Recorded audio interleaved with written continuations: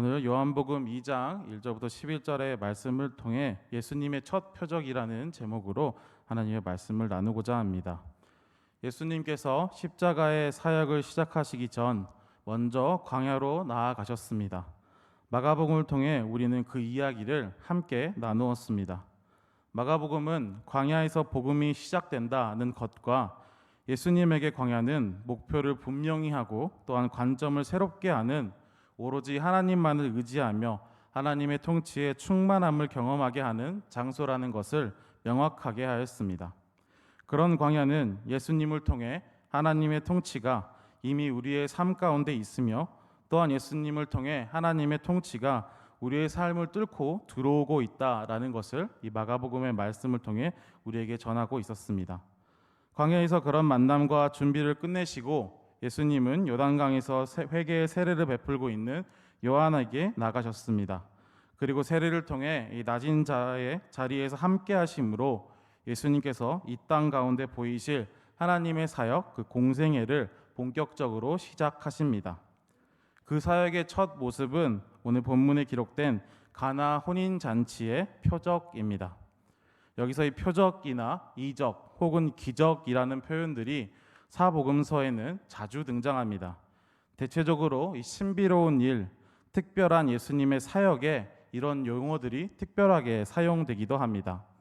하지만 이 표적이라는 단어와 이적 또는 이 기적 같은 의미를 사용하는 단어는 분명히 구분되는 단어입니다.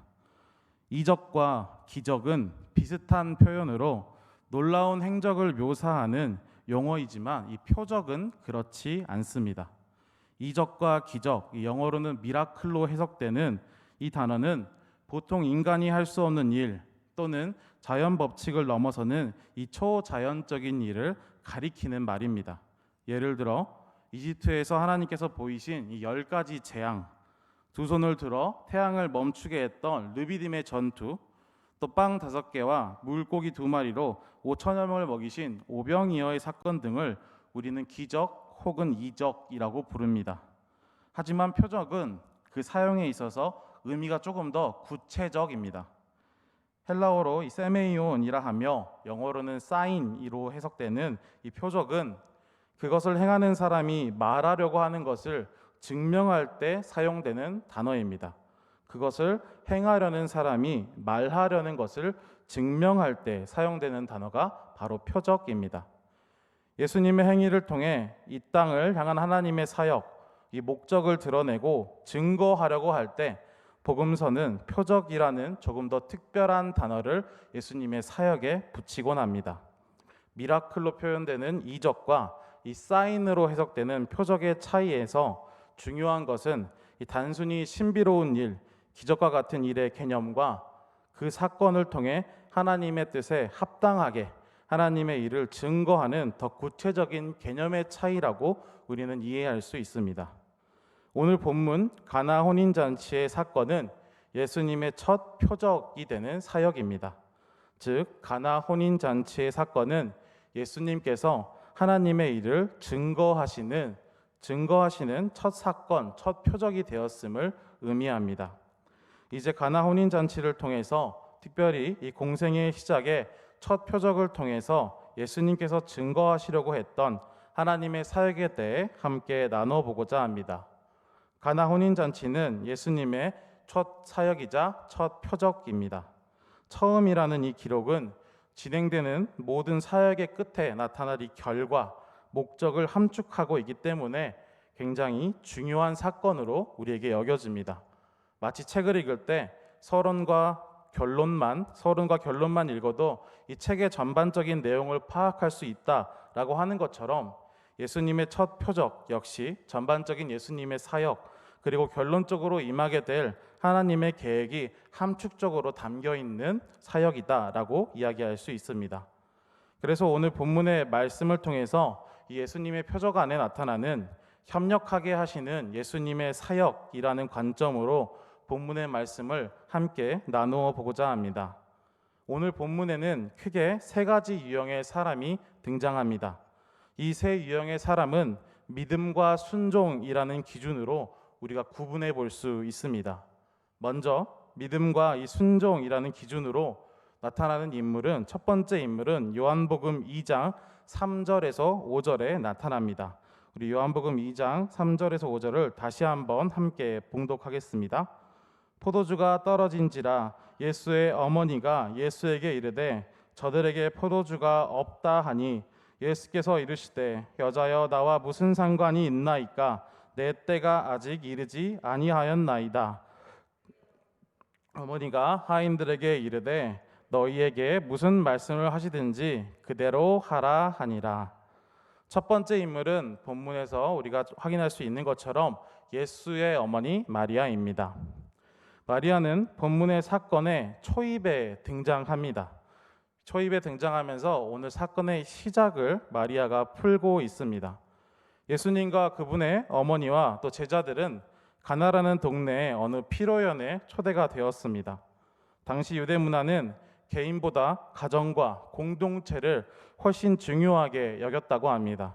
삶의 의미는 개인의 성취에 있는 것이 아니라 좋은 남편이나 아내가 되는 것, 또 좋은 자녀가 되는 것, 부모가 되는 것에 이 공동체의 개념에 조금 더 집중되어 있었다고 합니다. 그렇기 때문에 이 결혼의 목적도 단순히 두 사람의 행복보다는 공동체를 결속시키고 다음 세대를 길러내는 데 있었던 것이죠. 사회의 공동선이 결혼의 취지였다라고 말해도 과언이 아닙니다. 왜냐하면 그 당시 문화에서 동네의 집집마다 이 크고 강하고 또 식구가 많을수록 그 표지들은 경제력을 가지게 되는 표지로 또 군사력을 가져서 더 안정적으로 번창할 수 있는 기반이 되기 때문에 유대 문화에서는 개인의 행복, 개인의 성취보다는 이 사회 공동체의 성취에 조금 더 집중이 되어 있었습니다. 그래서 혼례식과 혼인잔치도 지금보다 훨씬 더 중요한 사안이 됩니다. 단지 부부가 되는 것뿐만 아니라 공동체를 이루는 일인 만큼 당시 혼례식은 온 동네의 잔치였다라고 합니다. 그런데 오늘 본문은 그 혼례식 잔치에 포도주가 떨어졌음을 알리며 시작하고 있습니다. 이스라엘 지역에서 포도주는 단연 가장 중요한 요소입니다. 포도주가 떨어졌다라는 것은 사실상 혼인 예식이 끝난 것을 의미했고, 이는 단지 예절에 어긋나는 정도가 아니라 그 당시에는 사회적 대참사라고 불릴 정도로 중요한 문제였다라고 합니다. 예나 지금이나 이 결혼식에서 음식이 주는 영향력은 참 한결같습니다. 생각해 보면 우리도 결혼식을 갈 때 두 가지를 중요하게 여기는 것 같습니다. 주차와 식사인 것 같은데요. 주차가 용이한지 이 부분은 주차까지는 어느 정도 우리가 이해하고 수용할 수 있지만, 식사에 대해서 그 결혼식의 식사가 뷔페인지 갈비탕인지 스테이크인지 이 먹는 것에 대한 기준은 우리에게 이 결혼식을 평가하는 굉장히 중요한 요소로 여전히 남아있는 것을 우리는 알 수 있습니다. 그런데 이 명예와 수치 중심의 전통 문화에서는 이 오늘의 문제가 특히 포도주가 떨어졌다, 결혼식장에 음식이 부족한 문제가 발생했다라는 것은 특히 더 심각한 문제가 되었던 것 같습니다. 다시 본문으로 돌아가 이 문제를 예수의 어머니는 다른 사람들보다 빠르게 인지합니다. 그리고 그 상황을 예수님께 공유했습니다. 그런데 예수님의 반응은 생각보다 차갑습니다. 마리아가 어떤 기대를 하고 그 상황을 전달했는지, 아니면 그저 아들에게 상황을 공유하고 싶은 이 친근함으로였는지 우리는 명확하게 알 수 없지만, 예수님의 반응은 사뭇 차갑게 때가 이르지 않았다는 말뿐이었습니다. 일반적으로 이런 대답을 들었다면 괜히 섭섭하고 괜히 서운함이 몰려오겠지만, 오늘 본문에 기록된 마리아의 반응은 굉장히 다르게 기록됩니다. 이 섭섭한 대답에 어떤 설명을 요구하거나 또 감정적인 반응을 보여 자신의 섭섭함과 이 서운함을 나타내는 것이 아니라 오히려 그 집 하인들에게 가서 너희에게 무슨 말씀을 하시든지 그대로 하라라고 말하고 있습니다. 마리아에게는 분명한 믿음이 있었습니다. 성령으로 잉태하여 예수님을 맞이한 그 순간부터 천사가 다가와 마리아에게 예수님이 누구신지 알려준 그 순간부터 마리아에게는 변하지 않는 단단한 믿음이 있었습니다. 그렇게 마리아는 그 믿음을 바탕으로 행동하는 사람으로 오늘 본문에 나타납니다. 어떻게 하실 것인지, 어떤 방법이 필요한지는 알 수 없지만 예수님께 능치 못하심이 없다는 이 믿음을 통해 순종함으로 행동한 첫 번째 사람으로 오늘 본문에서 나타납니다. 믿음과 순종의 기준으로 우리가 구분해 볼 수 있는 두 번째 인물은 이어진 본문 요한복음 2장 6절에서 8절의 말씀에 나타납니다. 우리 요한복음 2장 6절에서 8절의 말씀을 다시 한번 함께 봉독하겠습니다. 거기에 유대인의 정결 예식을 따라 두세 통 드는 돌 항아리 6이 놓여 있는지라. 예수께서 그들에게 이르시되 항아리에 물을 채우라 하신즉 아기까지 채우니 이제 떠서 연회장에게 갖다 주라 하심에 갖다 주었더니. 두 번째 인물들은 하인들입니다. 그들은 마리아와 다르게 분명한 믿음은 없었습니다. 하지만 예수님의 명령에 순종했던 사람으로 본문은 기록하고 있습니다. 심지어 혼례식의 하인들은 예수님에 대한 믿음만 우리가 알 수 없는 것뿐만 아니라 그들은 예수님을 알지 못하는 사람이기도 했습니다. 예수님에 대한 믿음이나 신뢰를 통해 그 자리에 함께했던 사람이 아니라 당시의 사회 구조, 이 지배 구조 속에서 피지배를 받는 사람들로 오늘 본문에 등장합니다. 단지 명령에 따라 행동하는 위치로 이 본문 안에 그들은 배치되고 있습니다. 그리고 그런 하인들에게 예수님께서 명령하십니다. 동울 항아리를 아기까지 물로 채워라는 첫 번째 명령과 그 물을 연회장에게 가져다 주어라 라는 명령입니다. 비록 명령에 따라 움직이는 사람들이지만 우리가 예수님의 명령을 다시 생각해 본다면 예수님의 명령 앞에 하인들의 마음이 어땠을지 우리는 한번 생각해 볼 수 있습니다. 예수님께서 채우라고 말씀하신 그 정결례식에 쓰이는 항아리는 말 그대로 정결례식을 위한 항아리입니다. 식사를 하기 전, 어떤 한 장소에 들어가기 전 유대인들이 자신의 정결함을 위해서 몸에 묻은 먼지와 흙을 씻어내기 위해 사용하는 허드렛 물을 받아놓는 항아리였습니다. 사람들이 손과 발을 씻기 위해 허드렛 물을 담아두는 항아리가 예수님께서 물로 채우라라고 말씀하신 항아리입니다. 음식을 보관하거나 식수나 정수를 담는 물을 담는 항아리가 아닌 단지 허드렛 물을 담아서 정결을 위해 몸의 흙과 먼지를 씻어내기 위해 물을 담던 항아리가 이 정결례식에 쓰이는 돌 항아리입니다. 그런 항아리를 6이나 또 아기까지 물을 채우라는 명령을 수행하는 동안에 이 하인들의 마음은 어떤 마음이었을까요? 잘 알지도 못하는 예수라는 한 사람이 와서 포도주가 떨어진 이 위기의 혼인 예식 중에 잘 빚어지고 위생적인 다른 항아리가 아니라 손발을 씻는 돌 항아리에 물을 채우라라고 명하셨습니다. 지금도 가나 혼인잔치 기념교회라는 곳이 이 지역의 성지순례의 한 장소로 보존되고 있다고 합니다. 1879년에 프란치스코 교회에서 이 표적을 기념하기 위해 교회를 건축하여 성지순례의 한 장소가 되어 지금까지도 많은 사람들이 그곳을 방문한다고 하는데요. 이름은 기억하지 못하지만 그 성지순례의 장소를 다녀오고 한 칼럼을 쓰셨던 목사님의 글이 오늘 본문을 보면서 떠올랐습니다. 그 글에서 저에게 아직까지도 이 남아있는 표현과 같은 한 내용은 이 목사님께서 이 기념교회의 뜰을 들어가셨을 때 느꼈던 마음을 적어놓은 고백 같은 글이었는데요. 교회를 들어가면 그 교회 뜰에 가운데 우물이 하나 이렇게 있다고 합니다. 그리고 그 교회 지하에는 당시에 사용했을 것으로 추정하는 남아있는 한 개의 돌 항아리가 보존되고 있었다고 합니다.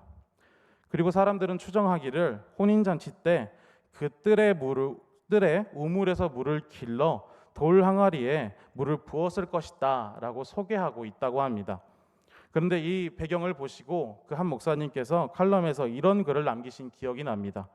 하인들은 알지 못하는 사람의 명령에 따라 직경이 1m가 넘는 거대한 돌 항아리에 우물에서 길러온 이 물을 수고로이 반복하면서 기르는 동안 이 채워져가는 항아리의 물처럼 그들의 마음에 불안도 함께 채워지지 않았을까라는 질문이었습니다.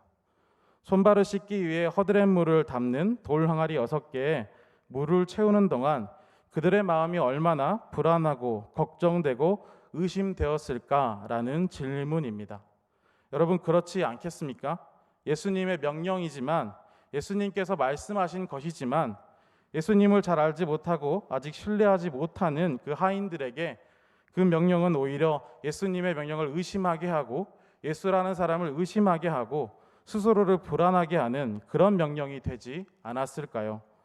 그리고 그렇게 담은 물을 연회장에게 갖다 주라는 명령을 받았을 때 하인들의 불안과 걱정, 의심은 어쩌면 이제 확신과 공포, 두려움으로 그들의 마음 가운데 자리 잡고 있지 않았을까요?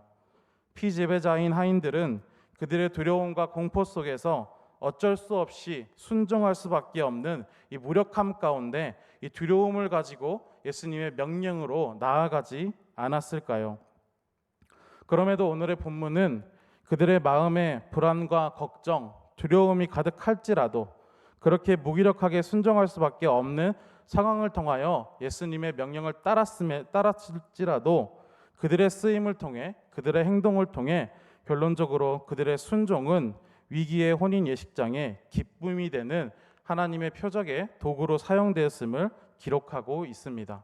그들의 마음 가운데 불안이 있을지언정, 그들의 마음 가운데 의심이 있고 두려움이 있을지언정, 그들이 알지 못하는 예수의 명령을 따라 나아가는 그 순간을 통해 그들은 예수님의 첫 표적의 도구로 사용되는, 예수님께 쓰임받은 대상자가 되어 오늘날까지 이 말씀을 통해 기록되고 있습니다.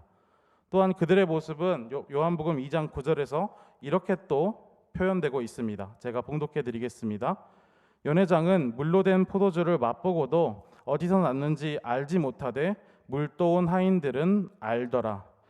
그렇게 하인들은 예수님께서 보이신 표적, 이 하나님의 사역을 가장 가까이서 경험하고 또 직접 체험하는, 또 증거하는 도구로 사용되었습니다. 불안하고 두려움의 공포 속에 어찌할 수 없는 이 무력한 순종으로 그들이 예수님의 명령을 따랐을 때 하인들의 행동은 큰 위기에 처한 혼인 예식장에 기쁨이 되었습니다. 그리고 예수님의 명령, 그 말씀에 순종했던 하인들은 이 만남을 통해 예수께서 그리스도이심을 분명하게 알게 되었음을 오늘 본문은 기록하고 있습니다. 포도주가 그 예수님께서 보이신 표적의 포도주가 어디서 생긴 것인지 연회장은 몰랐지만 하인들은 예수님의 명령에 순종했다라는 이유로, 그 현장에 참여했다라는 이유로 그들은 아는 자로, 예수님의 사역을 경험한 자로 기록되고 있습니다. 믿음과 순종을 통해 구분할 수 있는 세 번째 인물은 요한복음 2장 11절에 나타납니다. 우리 요한복음 2장 11절을 다시 한번 함께 봉독하겠습니다. 예수께서 이 첫 표적을 갈릴리 가나에서 행하여 그의 영광을 나타내심에 제자들이 그를 믿으니라. 마지막 세 번째 인물은 제자들입니다. 오늘 본문에서 제자들은 특별히 어떤 기록이 남지는 않았습니다. 단지 가나 혼인잔치의 말씀 마지막에 그들이 이 표적을 보고 예수님을 믿었다라는 하나의 표현만 남겨져 있습니다. 그런데 제자들의 모습을 이 표현하는 단 하나의 단어, 믿었다라는 표현은 이 원어로 보았을 때 조금 더 특별한 쓰임이 있음을 확인할 수 있습니다. 헬라어 원어에서 믿으니라, 특별히 제자들의 믿음을 표현하는 에피스투산이라는 단어는 그들의 믿음이 그냥 없던 믿음이 생겼음을 표현하는 이 표현이 아니라 있던 믿음 위에 새롭고 강한 의미로 더한 믿음이 생겼음을 표현함과 동시에 이 단어 안에는 더불어 의지하거나 위탁하게 되었다라는 의미의 표현도 함축되어 있습니다. 제자들은 이 표적을 보고서 예수님을 믿게 되었다. 이 말은 사실 어떤 면에서 모순처럼 들리기도 합니다. 요한복음 1장에서 등장하는 예수님의 초기 이 5 제자는 예수님 안에서 메시아를 분명히 발견한 이들이며 그들이 하나님의 아들이심을 고백한 사람들입니다. 그렇기에 그를 믿으니라 라는 표현은 굉장히 모순처럼 느껴지는 것이 어쩌면 우리에게 당연한 일입니다. 그렇다면 요한은 왜 이런 표현으로 제자들의 믿음을 다시 한번 기록하고 있을까요? 이 부분에서 우리가 다시 한번 생각할 것은 하인들과 제자들의 차이입니다. 예수님을 믿는다는 것은 예수님을 안다라는 것과 무슨 차이가 있을까요? 예수가 그리스도이심을 안다는 사실, 그리고 인정한다는 사실 자체가 믿음이 될 수 없다는 것을 의미합니다. 이 말은 믿음과 지적 동의가 일치하지 않는다는 것을 의미합니다.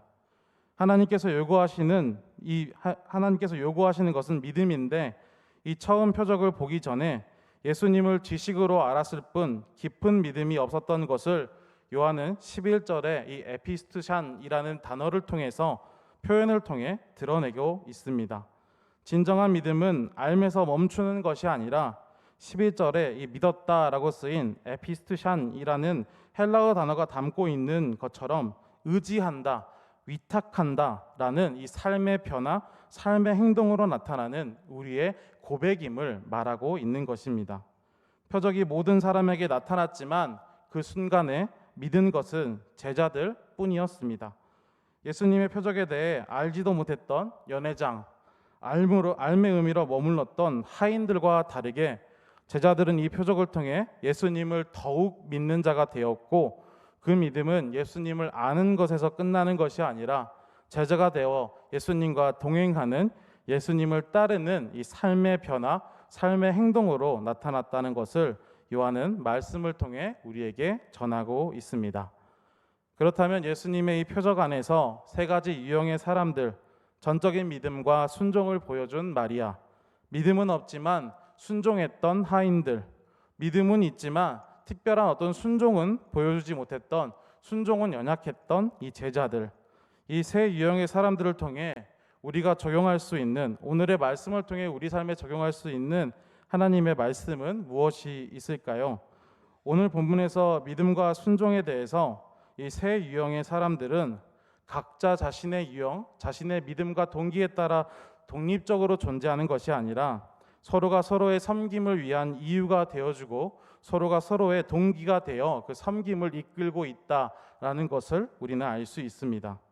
예수님께서 회복하게 하실 것을, 또 문제를 해결하실 것이라는 것을 믿고 행동했던 이 마리아를 통해, 마리아의 명령을 받아 순종할 수밖에 없었던 상황에 처한 하인들의 행동을 통해, 하인들의 순종, 어쩔 수 없는 순종을 통해 나타내신 표적으로 올바른 믿음과 순종으로 하나님께서 원하시는 믿음, 진정한 믿음의 순종의 순간으로 나아간 제자들의 모습이 이 하나의 본문 안에 연결되어 있음을 우리는 요한복음 2장의 말씀을 통해 알아볼 수 있습니다. 예수님의 사역, 하나님을 증거하는 그 표적 안에서 그들은 서로의 부족한 믿음을 일깨워주는 누군가의 이유로 예수님의 명령 앞에 섬김의 동기가 되어 그 표적 안에 함께하고 있음을 오늘 본문은 이야기하고 있습니다. 마찬가지로 우리에게도 하나님을 나타내고 하나님을 증거하는 표적 안에 협력을 통해 서로의 섬김을 위한 이유가 되어주는, 또 동기가 되어주는 함께함이 우리 가운데 풍성하기를 소망합니다. 그리고 오늘의 본문에서 우리가 마지막으로 한 번 더 확인할 수 있는 건, 그런 함께함의 협력의 순간 서로의 이유가 되어주고 섬김의 동기가 되어 주님의 표적을 행하는 그 자리 가운데 결국 하나님께서 그 자리에 풍성한 기쁨을 허락하신다라는 것을 오늘 본문은 분명히 전하고 있습니다.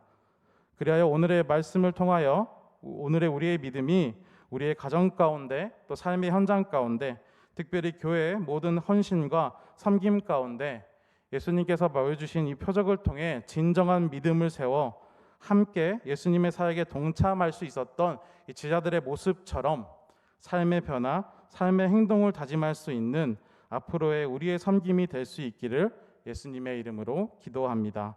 함께 기도하시겠습니다.